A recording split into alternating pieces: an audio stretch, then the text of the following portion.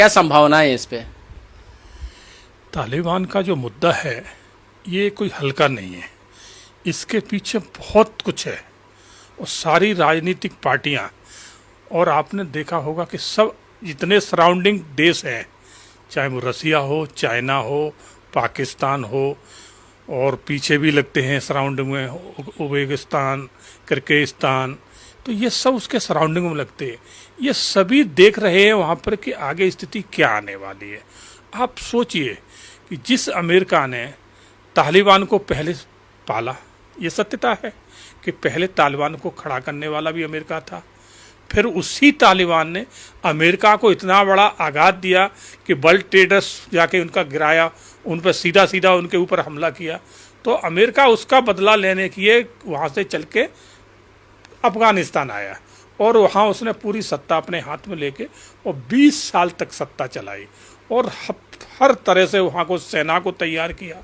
सभी तरह से उन्होंने अच्छे अच्छे हथियार दिए, अम्लीसन दिया, वहाँ के सैनिकों को ट्रेनिंग दी, सारी कुछ व्यवस्था अमेरिका ने अपने हाथ में ले रखी थी। और 20 साल करने के बाद अमेरिका अगर एकदम छोड़ के जाता है तो कहीं ना कहीं संदेश तो जाता है कि कहीं ना कुछ कारण है कि एकदम 20 साल बाद इतना कुछ करने के बाद जिस अमेरिका के 2,500 से 3,000 सैनिक इसी तालिबान से लड़ते लड़ते ख़त्म हुए हैं, थोड़े बहुत नहीं हुए हैं। 20 साल में अमेरिका ने बहुत कुछ झेला है, बहुत कुछ अमेरिका इसकी वजह से बर्बाद हुआ है। और फिर अमेरिका एकदम छोड़ के चला जाता है, बिल्कुल पहले से कोई, या तो उनकी पहले से अंदरूनी प्लानिंग थी और फिर छोड़ के चला जाता है। तो ये बड़ी सोचने वाली बात है। फिर हम आ जाते हैं चाइना की तरफ।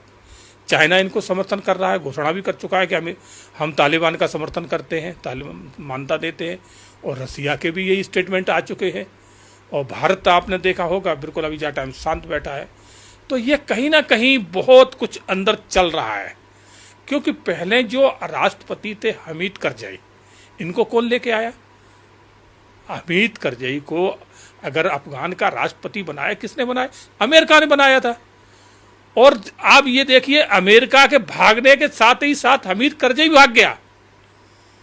एक राष्ट्रपति देश का जब भाग रहा है तो बाकी सेना तो वैसे ही हो जाएगी। तो आप ये सोचिए, आर्मी का एक उसूल है, किसी एक आदमी को आपने अटैक करके उसको अपने अंडर लेना है, उसको हराना है, तो उसके ऊपर हमें 3 मोर्चों से अटैक करना पड़ता है। हमें मतलब एक के लिए मुझे 3 सैनिक तैयार करने पड़ेंगे उसको दबाने के लिए। तो तालिबानी कितने थे? 50 से 75 हजार बता रहे हैं। और ये अफगानिस्तान की आर्मी कितनी थी? 3.25 लाख, 3.25 लाख आर्मी थी। तो आप सोचिए कि 75 हजार के सामने 3.25 लाख की आर्मी ने सिलेंडर कर दिया। तो ये बात हजम होने वाली बात नहीं है। और बिगल लड़े, ना कोई खून बहा, ना कुछ हुआ, 10 दिन भी नहीं लगे और तालिबान ने आके पूरे इस पे आके कब्जा कर लिया अफगानिस्तान पे। राष्ट्रपति भाग गया वहाँ का, वहाँ के पूरे सरकार के नुमाइंदे भाग गए और वहाँ की आम जनता भाग रही है। तो ये कहीं ना कहीं बहुत अंदरूनी इसमें जो है ना अपनी अपनी भूमिका कहीं ना कहीं सब खोज रहे हैं। भारत की भी सिक्योरिटी एजेंसियां हैं और भारत के जो प्रधानमंत्री इस टाइम नरेंद्र भाई मोदी हैं, इनके हाथों में भारत बिल्कुल सुरक्षित है। तो अगर ये चुप बैठे हैं तो आप ये देखिए कहीं ना कहीं इनका टारगेट बहुत सटीक बैठ रहा है, क्योंकि ये ऐसे शांत बैठने वाले नहीं। और सुरक्षा सलाहकार डोवाल साहब, जिन्होंने सारी जिंदगी रो में इसमें विदेशों में गुजार दी, उन्हें तो एक एक जो है ना हरकत की जानकारी रहती है कि ये कदम अगर रखेंगे तो ये कहाँ जाएगा। तो कहीं ना कहीं भारत अपना बिल्कुल जो जाल होता है वो बिछा चुका है। तालिबान कहाँ से किस तरह से उसको टेकल करना है, कैसे उसको हैंडल करना है, तो भारत इस पर पूरी निगाह बनाए हुए है। तो मैं यही कहना चाहूँगा कि जो कुछ हुआ वो बहुत गलत हुआ।